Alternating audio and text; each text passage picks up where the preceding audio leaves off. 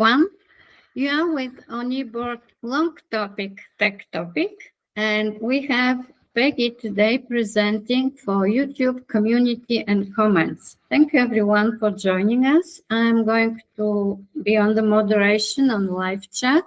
Please ask your questions. And after we finish, we will have an article with all the resources. So you can always add your questions, even if you think of it later on below the video. And we are here to answer and comment because the comments are on focus today. Right, Peggy? Thank you, Nina. Yes, today I'm going to be leading the chat, talking about building community on YouTube. And at the beginning of this year, Neil Mohan, the YouTube CEO, said, we're introducing a whole new level of interaction on the platform, giving fans more ways to engage with and support the creators and communities they love. So this is one of the things that YouTube has been working on. There have been some updates recently, and I'll cover those as well as features that have been around for a while. So this is just really quick. You'll see this in the article. I'm going to be talking about comments and moderation, live stream engagement, channel communities, and then briefly about paid memberships. So I'm going to start with comments because that's the basis of most of the community things that we're talking about. People talking to each other, posting in live chat or comments on videos and shorts. So I want to talk a little bit about how you see comments. You can go into YouTube Studio, either on desktop, which is what I'm showing here, or in the YouTube Studio mobile app or on YouTube proper. But if you go into YouTube Studio, you click the community tab and you can see all the comments posted on your content, and you can respond to the comments and moderate the comments. And this is an important part of building community for your channel, for your brand. You want to make sure that you're engaging with people who are commenting in good faith. And I say good faith because you don't need to respond to trolls. Better to just hide their comments and not engage with them. You can choose how the comments are sorted, either by most relevant, which is the default, or by newest. So you can switch to newest to make sure you see all of the comments and not just those that YouTube thinks are most relevant. Sometimes that's good, sometimes it's bad. If you have a lot of comments, most relevant is probably a useful tool. You can also run a bunch of filters on your comments. You can choose to view published comments or those held for review, so you can review them. You can filter for comments that contain questions. So that's a kind of smart filter. It's analyzing what is in the comment, and it detects those that look like a question. So you can look at those first. You can look at comments that are just from people who have subscribed to your channel. You can filter by subscriber count. So if you want to see all the comments from channels that have at least 100,000 subscribers, you can run that filter. So, you make sure that you respond to the popular people. Comments from super thanks. Super thanks is like a tip jar. People can leave a super thanks tip along with a comment. So you want to be sure to respond to those and acknowledge those. And then you can set all your favorite settings and go into the filter menu and set whatever you have set as the default. So if you don't like the defaults, you can change all that and then make sure you go to that setting, set them as the default, and then when you come back, it will be filtered just like you want. I also want to give a note to the mentions tab. Again, this is the community tab in YouTube Studio. there is a tab there with mentions. This is every time your channel is mentioned. I think that there's some sort of filter so that maybe you don't get notified of mentions if it's a channel that has very different numbers of subscribers as you do, because I imagine really popular channels get tons of mentions. They don't need to see every single one, but this lets you see when your channel has been mentioned by other channels, and then you can go and engage with those. I looked at the tab, I saw someone mention me and said, oh yeah, you should go to, you know, Peggy's channel because she posts a quiz every week and you can get your quiz badge. So I responded to that and I thanked them for sharing. That's the kind of thing you can do to help build community, build connections with other creators on the platform. And viewers as well, because they can mention you in comments. The flip side of all that, of course, is that once you start getting lots of comments, you need rules in place. It doesn't really work to just allow anybody to comment any which way. You want to make sure there's spam. You want to, you know, maybe hide comments that are really negative or disrupting conversations. So there's also a bunch of moderation tools. And I'm going to talk about the settings in particular. Again, this is in YouTube Studio. You go into the settings and there is a new community moderation tab. Previously, these settings were not as well organized, but just recently, I think within the past month or so, they launched this new arrangement of settings. So the settings aren't new. The organization is. It's a lot easier to find the settings so you can set this up the way you like. If you go onto the content controls tab, you can turn on and off comments on new videos and posts. You can also turn on and off comments on individual posts and videos and shorts as well. But if you want to do it across your whole channel, you do it here. You can choose the level of automatic moderation. I'm using the default, which is basic, but you can make it stronger or weaker depending on your preference and the kinds of comments you're getting. There's also controls for posts in your community, which I'll talk about in a bit later. And you can enter blocked words. It can be any words that you find are disruptive. You know, sometimes people use euphemisms or they're referencing something in a way that knocks the discussion off topic or is harassment. So you can enter any words you want blocked. Those comments with those words will be hidden. People won't see those publicly. And you can choose to hold all comments with URLs or hashtags for moderation, because a lot of times spammers use those. Again, you set these and you can review the comments and release the ones that are real. There's then a set of user management settings. There are standard moderators you can add. Standard moderators can help moderate your content by removing contents and viewer posts, which then appear on the held page for review. And they can also manage your live chat messages. There are also managing moderators. These users have the same capabilities as standard moderators, but they can also manage blocked words and change chat modes in the live chat. You can see for mine, the managing moderator is actually one of my other channels, my personal channel. And I have a standard moderator, which is the Restream bot. I use Restream for live streaming.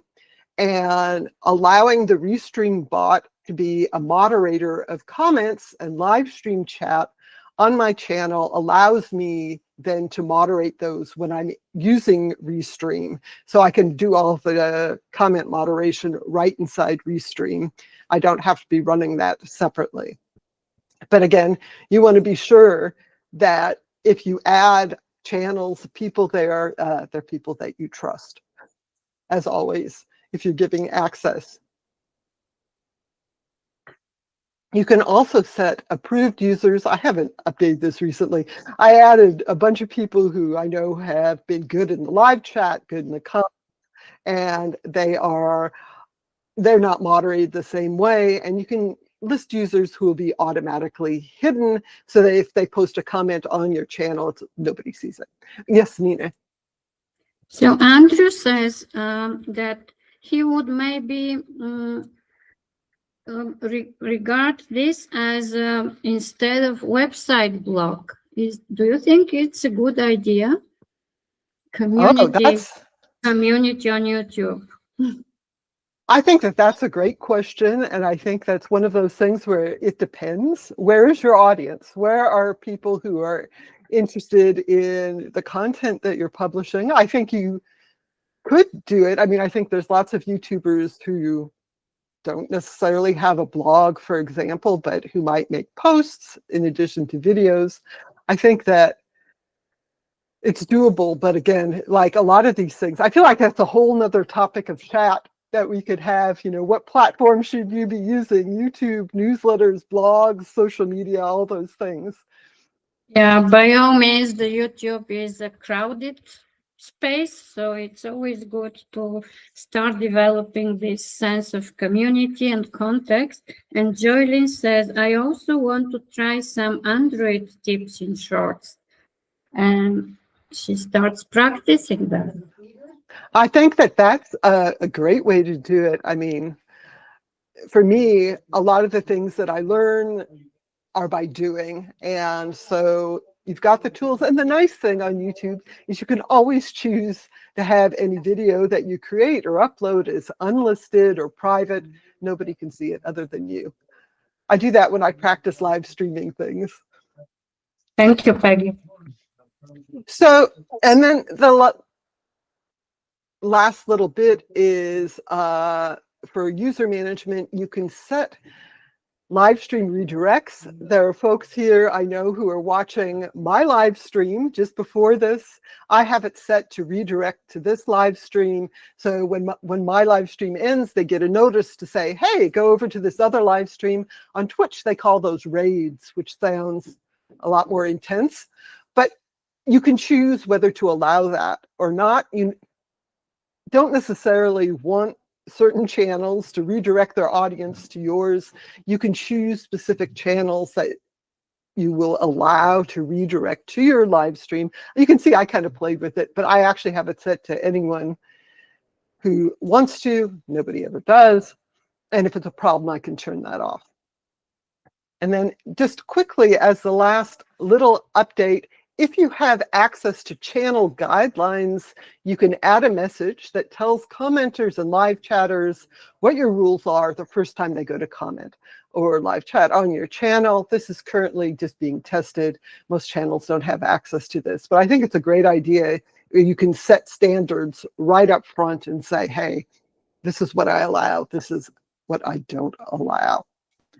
So those are the basics of comments. You guys have any questions? Yes, Nina.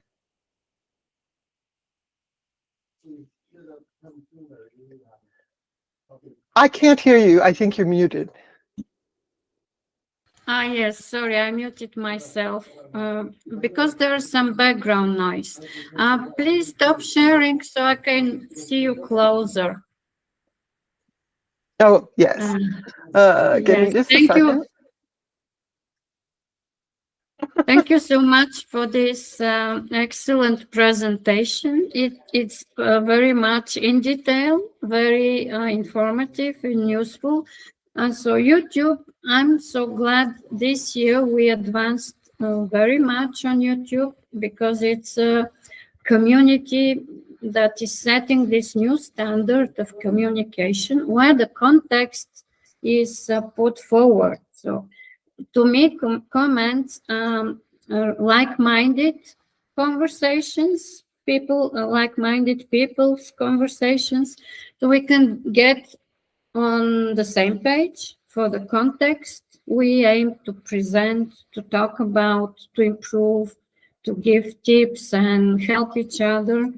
And that's also for educators, for researchers, for everyone, it's a great way to start building community. My question is, beyond the context, which is so important, visually, and YouTube is expanding by this text, is there any optimization benefit for, like, to rank better our videos when we have great engagement?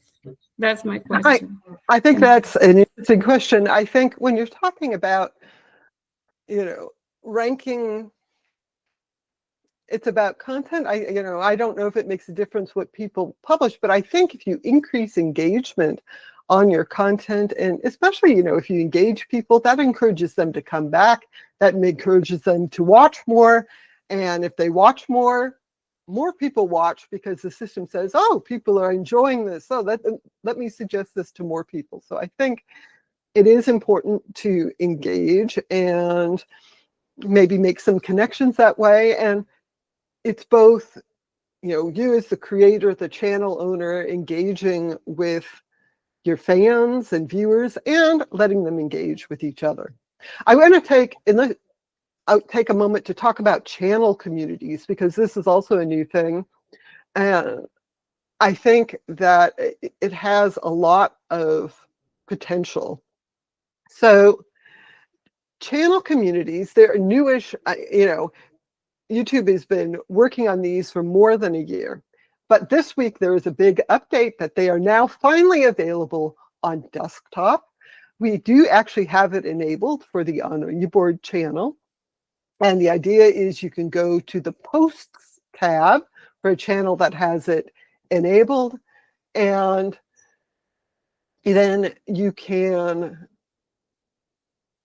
click the button to visit the community. Then when you've entered the community as a subscriber, you can post your own post. I posted a post with Peggy K on the On Your Board community just to see how it works. And viewers can then choose to see the top post, the newest post, or just the creator's posts. And I think this has potential, again, for building community. You can enable this in the community settings in YouTube Studio. You can also do it in the YouTube mobile app. And then if you go into the settings, you can choose how you want those comments and post moderated. It's always limited to subscribers. You can choose whether the subscribers have to have been subscribers for a day or for a full week. If you do it for a week, of course, that means that someone doesn't just join and start posting. You can also moderate the content that your subscribers post in your community. If you go to the community tab in YouTube Studio, there's a viewer posts tab. You can see all the posts made by viewers. Again, this is the On Your Board channel, and this is the post that I made. You can see if it has likes and comments. Very fancy. Yeah, it's very fancy. And then you can click on it and see all the details about the post. So you can see, who posted it. You can click and see their channel. You can see the content. You can see if there's comments on it and view those comments. You can turn off comments on that post if you want. You can also remove the post, report it, hide the poster from your channel. So this is really interesting and new. Do you think it attracts more comments when it's so fancy? I mean, visually. I think that's the idea. Yes, it's YouTube is a visual platform, so I think you get more traction on things you post that have a visual component to it. I think that one thing, though, that's tricky is how do you want to use the community? This is why I don't have it enabled on my channel. YouTube suggests, for example, is when you enable it, that you make a post explaining what the community is about, welcoming people. And so you have to think about what you want to encourage people to use it for. And there are limited features. So I feel like this is really early days. You know, it's only available on desktop starting this week. So hopefully there'll be more features now. But for example, there's no way to pin a post in your community, which I think is a useful thing if you want people to see it. And again, I think quizzes. Are quizzes part you of can do this quizzes, community? yes. So all your posts that you make on your channel, they will be in the community. The difference is now your subscribers can make their own posts as well. So I think there's potential for people to post things there. The examples they use where this is really successful, of course, are where people are asked to do things like a cooking channel, and you say, oh, you know, have you tried the recipe in my latest video? And then people post about their experience doing that. How we want to use it exactly, I'm not entirely sure, but I feel like there's potential there. I'm just not sure. For Omniboard, we have a lot each week. When we have this live, we have a quiz, and we have a lot of answers. On some of the quizzes, we have something like thousands of answers. That is potentially a conversation starter. And for the whole lifetime of our channel, which is 5 years old now, we have 653 comments. That is not too much, but the quizzes, some of them have really excellent success. And yes, more people are subscribing to our channel from the community posts, specifically quizzes. I think that's great. And it's really true that people like taking multiple choice quizzes. And especially since YouTube added a badge, you know, if you get a certain number of questions on quizzes correct, you get a special badge. Only you can see it, but you know, people love badges. So, I like asking questions because it shows your knowledge. If you know what to ask, for example, I cannot ask Bob anything about wildlife because I'm totally ignorant. I don't even know what to ask. But when the quizzes on our channel show, for example, how to turn on or off Google Assistant, that is today for the first time on our channel, and you can understand that I somehow have a little bit of knowledge about it. So I were you going to say something, Bob? I didn't want to. No. I'm just enjoying what you're doing, Peggy. It's really comprehensive. So I think one of the things that's interesting is that a lot of channels, creators, have communities on third-party platforms, right? There's some that they have Patreon, you know, so people can join their Patreon, and that has a lot of community features where people can post and chat and so forth. Some people have a Discord, and Discord is very popular for this, in part because there's integration with YouTube. If you have YouTube memberships enabled, that's a paid feature. You can actually set it up so that members of your channel get a special, you know, section, private section of your Discord. So again, that helps build community, right? That's something special. People interact with each other. And Discord can also connect to Patreon. It can connect to Beehive, which is a newsletter platform. So you can really maybe bring all your audiences together in a community on a third-party platform instead of limiting it just to YouTube. You know, some have a subreddit or there's fan subreddits. So I think that there are a lot of options out there. I feel like YouTube's communities are maybe not quite ready yet, but maybe they're going to get there. We'll see. Janina? That's a big step. Andrew is asking, are there any limits, character limits for the comments? As far as I know, there aren't, but what would you say as the YouTube expert? There are absolutely character limits, but they're pretty high. I think, all right, do you remember way, way, way back in time when YouTube started getting Google Plus comments and people were unhappy and they posted these comments. It's like Bob is building an army, all this. And part of what they did is they made these massive, massive comments with ASCII art, and it was really disruptive. So I think at that point there were character limits put in, but they're pretty long. I've never tried to write a comment so long that I ran into a character limit.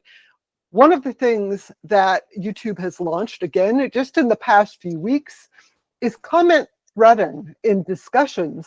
So instead of there just being comments and then responses to those comments, it's actually more nested. You can have better conversations in the comments that way. And I think that that also fosters community as well, when you can actually have more back and forth and discussions. And part of that is having the right good format of the comment threads. Yeah, Bob? Okay, Peggy, you know, just listening to this, these new features are really cool, and I think they're needed in some cases. But let me get this straight. In your opinion, by doing so, you are making YouTube more or less your blog.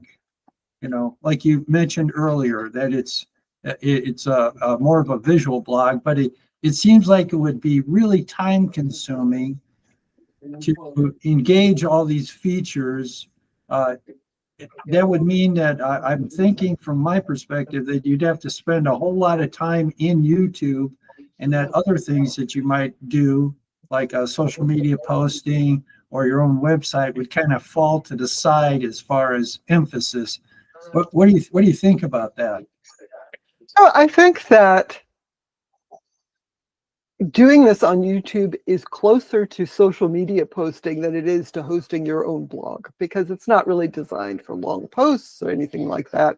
It is very similar, though, to what you can do like on Bluesky or Threads or X or wherever you are, where you can post some images and write a description of that. I think that's very similar to social media, and you might need to decide where to spend your time, or if it's worth posting in multiple places.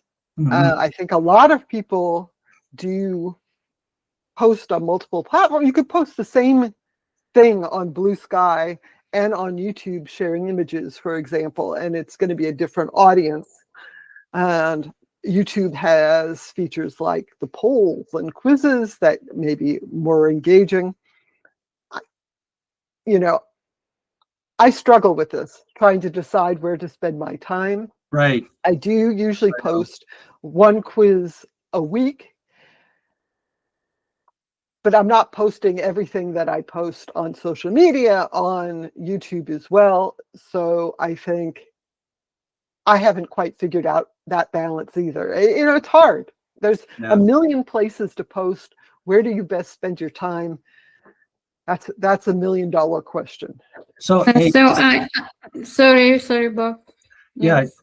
Peggy, as a follow-up, I mean, without getting into, you know, really comprehensive analytics, what are you doing on YouTube that you think is getting a lot of community involvement and or subscription? I think, as Nina mentioned, I have also found on my own channel that posting quizzes drives subscriptions really well. I think that one thing that I haven't really done that I think has potential is the mobile live streaming. These are vertical live streams. They show in the short feed. The one time I did do it publicly, I got a lot of comments. I got like 70 comments. I mean, because people are in the short feed and they're engaged. I think that's maybe a good way to reach people. I haven't really worked with that. There's so many things to try. I'm still working on it. Yes, I'm fascinated by the simultaneous streaming to vertical. Yes. And please add this instruction to our dedicated tutorial about vertical video, because Now, YouTube lets you stream and the content goes simultaneously in both formats. That is kind of magic. Hmm. Yeah, But I this don't is have another topic. I don't have access to it yet. I don't think the On eBoard channel has access to it yet. They are apparently really slowly rolling this out, but I'm excited to try it and see how it actually works. Like, And how do you we actually have, manage? yeah, that's a lot of YouTube is very dynamic this year, and all the features are so Yeah. helpful and really attractive to implement. It's very friendly. I'm so happy that we chose to stay on YouTube with you instead of choosing some other platform. So I also wanted to welcome Bridget. She's maybe listening in French. I don't know if it works. I hope it works for her. Hi, Bridget. And okay, what Andrew says, most of the time is spent in the Google product forums as the Google product expert. Yeah, that's the community. Because, you know, I linked our community mind map. If you remember, we did last year a community dedicated presentation that has a very beautiful mind map to get you started. What is it? The definition from the basics of community. You know, we are all time community addicted people from the Google Plus time. So, but the newer users, they do not relate to all the aspects. So please, you are welcome to take away this mind map and get your thinking around engagement and what it means to everything. Specifically when social media platforms are in decline and YouTube is in uprise. Hmm. I wanted to mention, you know, you talk about engagement, and we've been talking about things like quizzes. One of the things that maybe some people don't know about is that you can also add quizzes to your live stream chat. You have to do this by going to the chat settings. If you're signed in as the channel, you can add chat or Q&A. Give me just one moment to figure out how to show this. Is it on mobile? I don't see it. It's maybe on desktop. So it's different on mobile and on desktop. This is on desktop. If you are in the live chat, I don't know if you can see this. There is like a plus button down at the bottom of the chat. You click that, and then you see the option to start a Q&A or a poll, and that's in the comments section, the live chat section. I'm not sure if you can do that on mobile or not, but if you're looking at, are you signed in as on eBoard, Nina, or as yourself? Yes, I'm signed as the Omniboard right now. I don't see this option, and that was going to be one of my basic questions because it's so important for engagement, how to relate to a quiz during our live stream and how to link it to immediately to our video afterwards for replay, because right now our quizzes are context related, but they do not, like YouTube doesn't guide the viewers to it. Yeah, yeah. So I think that for live streams like we're doing that are basically, you know, landscape, I guess you have to call up the chat on a chat window on desktop, and then you can start a Q&A or poll in the live chat. And then you can also do that in the live control room, but we're not actually using the live control room at the moment. If you're live streaming vertically, this is what it looks like. You can also choose to start a poll or Q&A in your vertical live stream, if you're doing it from inside the YouTube app, that looks like, I think that makes a sticker when people are viewing this again on mobile. It's a little different. They also have this new thing where it's top fans. There's a leaderboard. You can probably see that now in the live chat. People get points by commenting or buying a super chat tip kind of thing. And so that's another way to increase engagement and ideally build some community. People like these interactive kinds of options. Okay, that's fantastic. If these kind of formats appeal to someone, I'm still refraining. I feel kind of more comfortable on desktop. But maybe I should try again because it's a different perspective. Yeah, I think here's the thing though. I mean, at least I find this is really all hard to manage while you're actually streaming. If you're using the live streaming option in the mobile app, it's all right there in front of you. So you can just tap the buttons. It knows that you're probably by yourself. But for desktop live streaming, you know, if it gets big enough, you probably want to designate someone as a moderator who can actually manage these things, so it's someone who's not actually part of the live stream as well, because it's so Can we much use some to deal of with. the playlist to link like the cards at the end of the replay video playlist to direct? Because all the links are below the video in the description, but we can eventually link a playlist of quizzes, perhaps. Oh, a playlist of quizzes. No, you can't. There's no way to make a playlist of posts. So yeah, it makes it Except if the I read discovery it, a little bit different. yeah, So I here's can. one thing I do sometimes. I don't know if this makes a difference. You know, when I make a quiz and it's related to one of the videos I have, in the explanation of why something is the correct answer, I include a link to the video. I'm not sure how many people actually click that, but it does give them the option to have more information that way. That's what we are doing here too on eBoard. We always link to our resources on the blog. That's very helpful, and yes, people click it.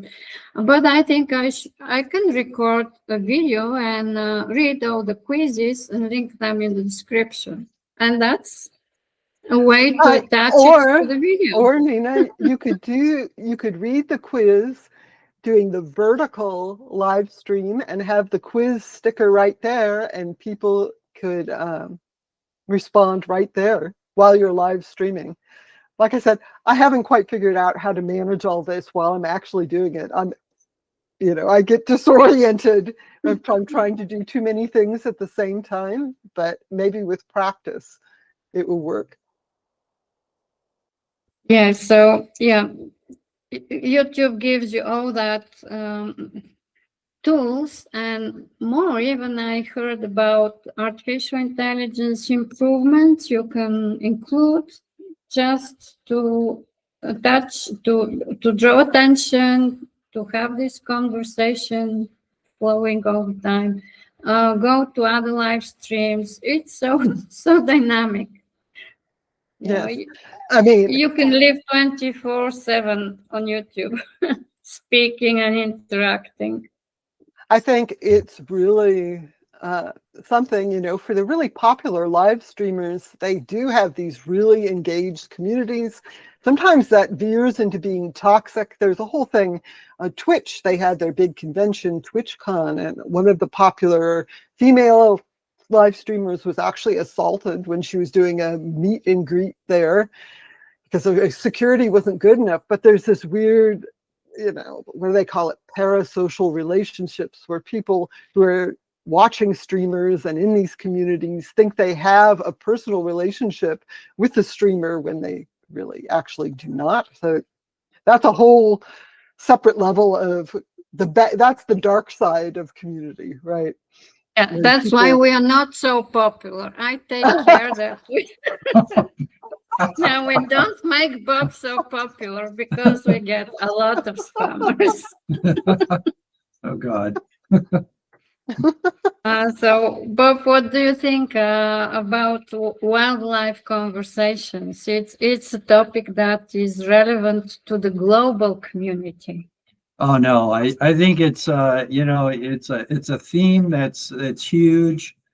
I think that many people that wildlife watch, as a generality, it's not a team sport. Basically, when you go out and look for wildlife, in many cases, it's an individual undertaking, and to connect with people with that in mind, it's kind of difficult. So I'm thinking, though, I really haven't had very much success with community on YouTube, and I think it has more to do with the way I do it than the lack of interest. I think that when I listen to these things, I have so many light bulbs going off in my mind that, gee, I'd like to try this, I'd like to try that, I'd like to try that. You know, again, it's one of how much time do you have? And then is YouTube really the priority in your entire online presence? I yeah, think I think that's in many cases, if you really want to develop this huge viewership, you're going to have to spend a lot of time, and you just can't pick up and do it once in a while. You almost have to do it on a regular basis. yeah. I So think one of the things that I think is true in communities everywhere is that they don't run themselves. You know, the best communities really have people guiding the community in terms of asking people to participate in the kinds of questions people are allowed to post, the kind of content people are allowed to post. I could see that, you know, you might be able to build a community for people interested in the spotting wildlife. Because it's such a solitary thing, I think people would love to maybe have a place to talk about it, share, you know, their recent clips or photos, that sort of thing.